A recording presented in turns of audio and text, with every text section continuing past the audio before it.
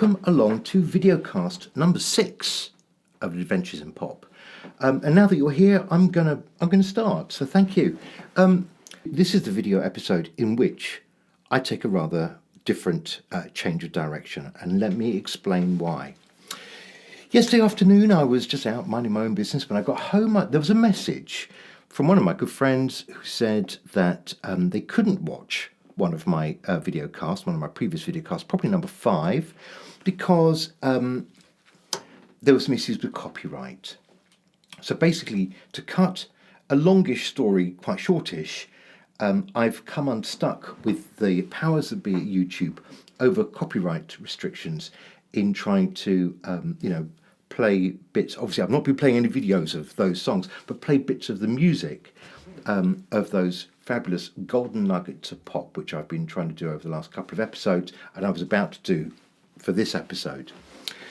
So even though I'm not playing a video, and even though I'm actually saying, here are some fantastically brilliant pop songs that you really ought to go and listen to, I'm promoting them, that apparently is not allowed. So sadly, I'm going to just let that little part of the mini-series of Golden Nuggets of Pop is just going to have to just stay there and not go any further, I'm afraid. And I'm sorry about that, because frankly, I could have gone on actually for the rest of my life talking about just great examples of pop music. And in fact, if I got bored of that, I could have done another series of all the songs I don't like. That would have been fun, wouldn't it? That could have basically taken up at least the next 40, 50 years. I'd probably not be here by then. So we're going to have a change of direction. And I thank you for just, bearing with me as we do this kind of, screechy 3-point turn. Okay. As it goes, I'm going to be having some brand new music out later on this month, and in fact I now have a date for that, so this is actually extremely exciting. On January the 22nd, I'm going to release the first new track of a kind of series of brand new singles, which will then in some shape or form my 4th album sometime later in 2021. So that is really exciting, and nearer the time what I will do is introduce you to the track that I'm releasing and talk you through where it came from and what the ideas were and how it came to be. All the different things, anything that I think is going to be interesting to you as you think about writing music or kind of getting into that space of writing, or I guess some aspects of the arranging and the production as well. I will share that with you as fully as I can without sending you to sleep. So that is to come in just a couple of weeks' time, and then that will obviously continue intermittently through the rest of the year. And actually, I just want to say one other exciting thing. My first single is actually mixed and produced by my nephew. I don't know if this is something to be proud of or something to be very scared of, but he's 18. He's been making music himself for a good 3 or 4 years, and asked me if he could have a go at mixing, and I said yeah, and I said if it's good enough, I said rather nervously, I said then I'll release it, and it is, and so that's quite exciting. So interesting to do a collaboration and to have somebody else's input on your own work, and not a particularly easy thing for a slightly controlly freaky person like me. So it's been an exercise of taking deep breaths and letting go. More about that another time. What I wanted to do then this time is fill you in on a bit of backstory, really. It's just to talk to you a little bit about, some of the kind of how did I get here previous history, because it's quite interesting. And actually looking back, it's quite amusing as well. I mean, I wrote songs in my teens, which was basically I was learning the piano. I would wait until, the rest of my family, certainly my mum and dad, had gone out, and then I would play what I wanted to play. And really, that my whole agenda was playing pop music. So I learned to essentially play by ear. So if I heard something on the radio that I liked, and it wasn't too complicated, I could find the chords and I could learn to play on the piano. And I liked doing that. It was just nice. It was like, what a lot of people do on the guitar. I was just doing that on the piano.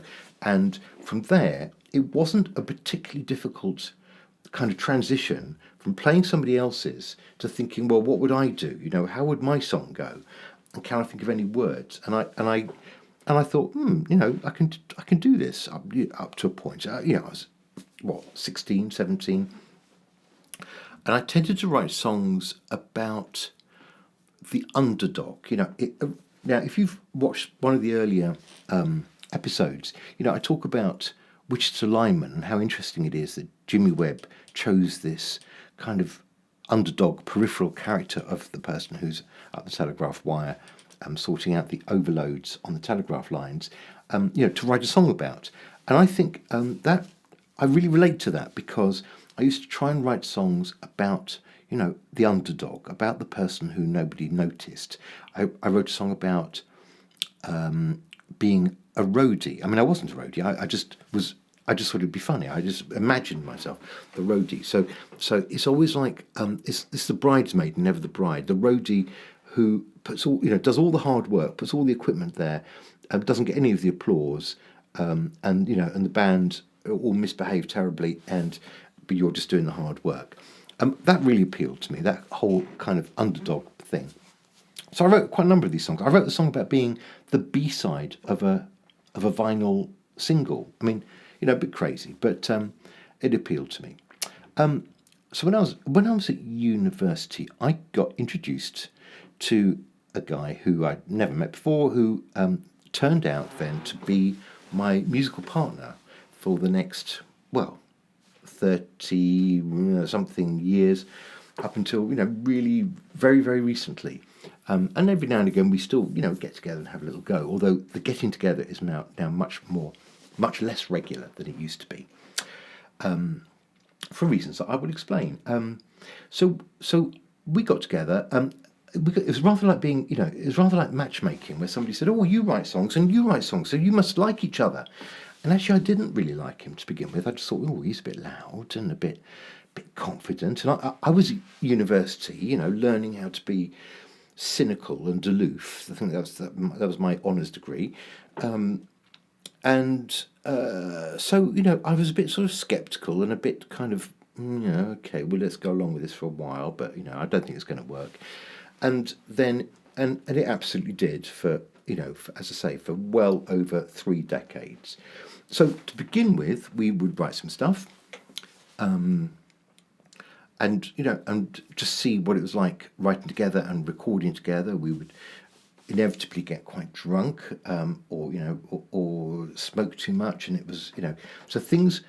We would impair our own musical work by not behaving ourselves. But apart from that, it was all good fun. We had a band to begin with, and we were not a good band. I have to say, we were pretty terrible actually as a band. We played a big gig once where I had completely lost my voice, and I was supposed to be singing most of the songs, which that wasn't great. And lots of people came, and we completely disappointed everybody. That was something I think both of us will probably remember the rest of our lives, because it was a bad evening. We had a band, as I say, we played a few gigs. They weren't particularly special, and as a band, I think it was always a bit tricky, because different people in the band, wanted to put their ideas forward, and we were not really very open to that. We wanted a dictatorship, basically. We wanted to be able to say, it's going to be this, and you just play what we tell you, and that's not always an easy thing to sell. So in the end, we decided not to have a band. We just decided the two of us would just be writing and going into a recording studio and recording. So we found a recording studio in the wilds of Acton in London, and we found a very sympathetic, engineer stroke producer, who was prepared to let us come and indulge ourselves for years and years and years. And with him, we saw the transition from kind of analog to digital in the 80s, and we recorded a lot of stuff. Some of it not really standing the test of time, and some of it absolutely stand the test of time. And I'd stand by 100% proudly.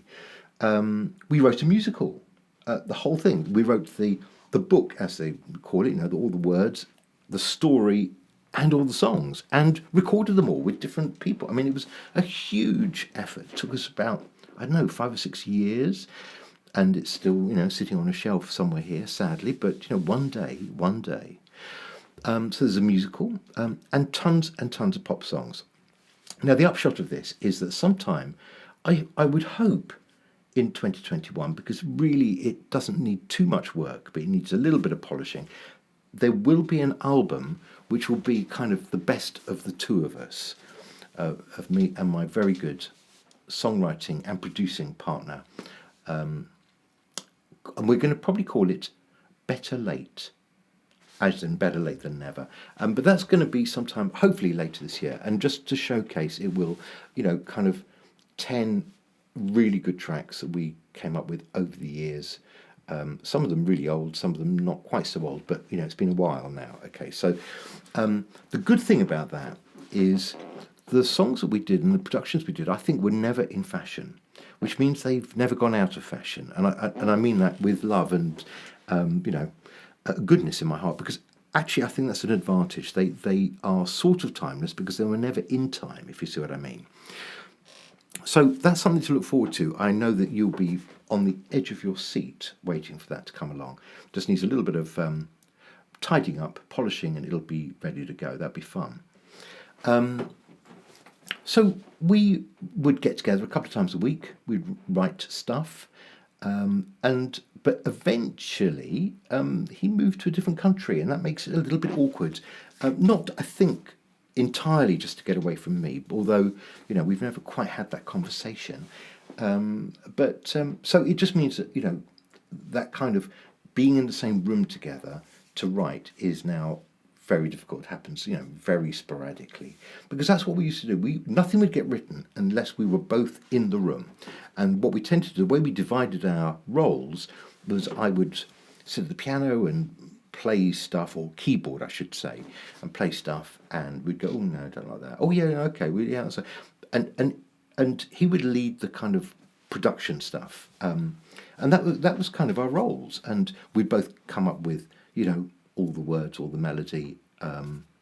We'd argue about everything. We were quite rude to each other. I mean, we'd say things like, oh no, that's complete rubbish, what on earth does that mean? And there was a lot of laughter, and things would slowly happen, and it was quite slow.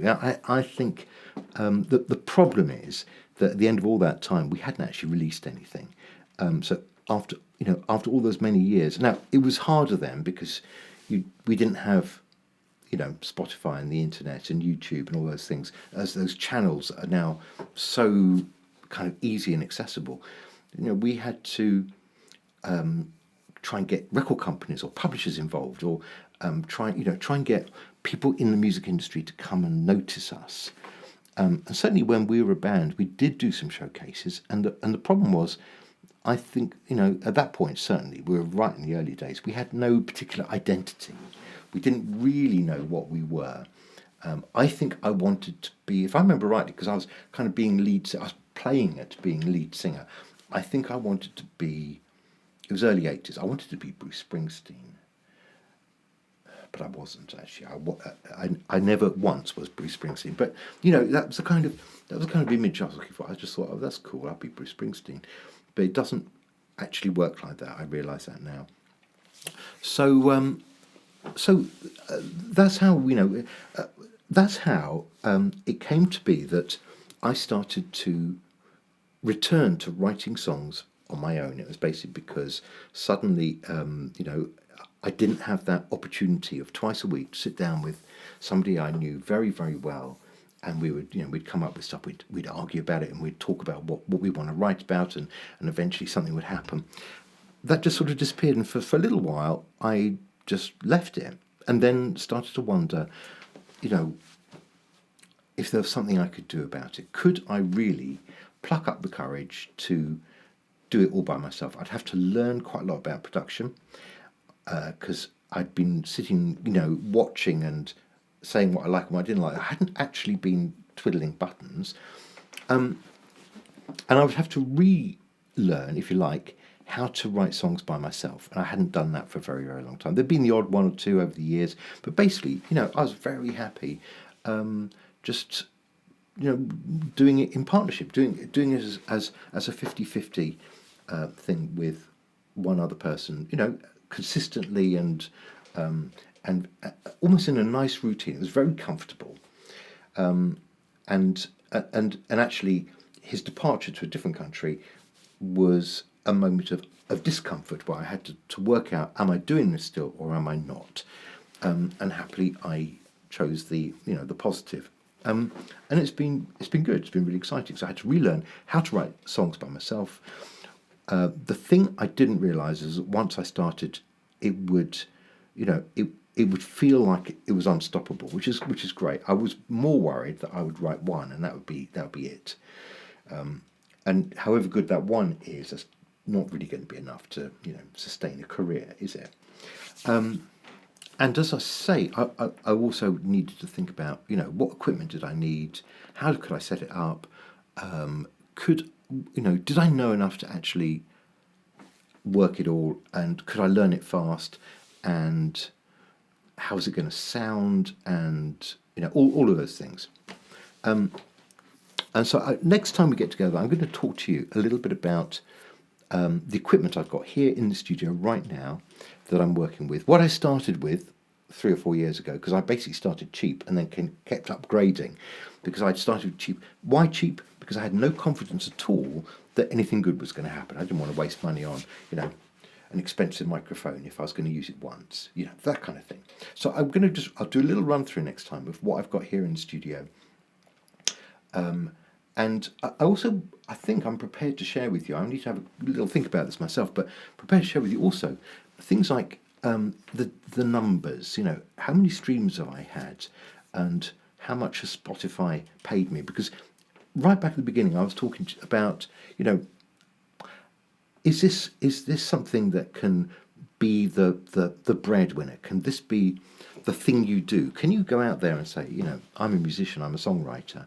Or are you actually something else and you've got this nice little hobby? That is not what I want. But, as we know, we can't always get what we want. So I think it's a bit of a slow burn. And we'll talk a bit about that next time. And as I say, then there's new music to come as well. So thank you, YouTube, for making it a little bit difficult. But you've just basically pushed me. You've been a catalyst to going on to the next part of what I was preparing to go on to anyway. So let's just let's call it quits and just carry on from where we are here. I'm going to stop there. It's always lovely to talk to you. Stay with me for the journey. Do subscribe and like and share and all those other things, because as I've said last time, the world is a dark and difficult place, and it's just good to have a little bit of love, and I'll love you back. Thank you. See you next time. Stay safe, and we'll talk together again soon. Bye-bye.